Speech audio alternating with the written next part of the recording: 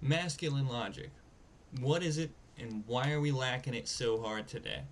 So I'm going to explain the surface level perception of mine with some simple symbolism. And I'm going to contrast it with what I believe to be the feminine logic and rationality. So let's first start with the symbols that I'm going to use, at least for this monologue, which I'm hoping will become a dialogue. But either way, these bad boys. You've probably seen them before. The feminine logic symbolism I'll go over pretty quick, not because it's not important, but because I'm a dude, so I don't have any validity to thinking like that, okay? The feminine logic is symbolically this.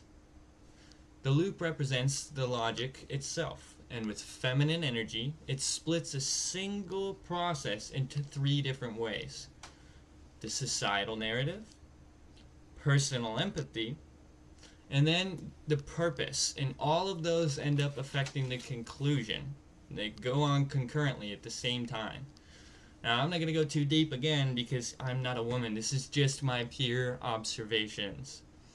But before reaching a conclusion, ladies generally think about how society will perceive what they're talking about, how they feel about it, and then the purpose, which will overall affect the entire conclusion of said logic. Period. Now, contrasting that with the masculine logic here, it's much simpler, but it's also much deeper. And I'm going to make a full video later on down the road about how I think that's a huge theme that distinguishes between masculine and feminine energy, but that'll be at a later point. I digress. So, the male logic here is aimed at a single conclusion or purpose.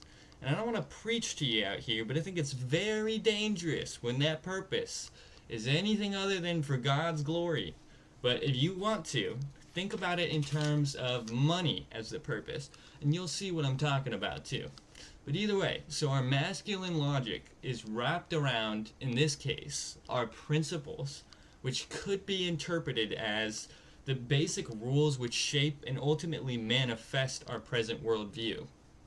Then, that logical perspective is applied to whatever singular purpose a man or a masculine woman is aimed at. Masculine logic serves a single function: to ignore how I feel about the situation, and to ignore how society will perceive or feel about that as well. It's in order to produce the most logical outcome. It's the whole point. Now, I can speak about this part personally because I often do not feel great about coming to a rational conclusion based on the logic that I get from observation and evidence.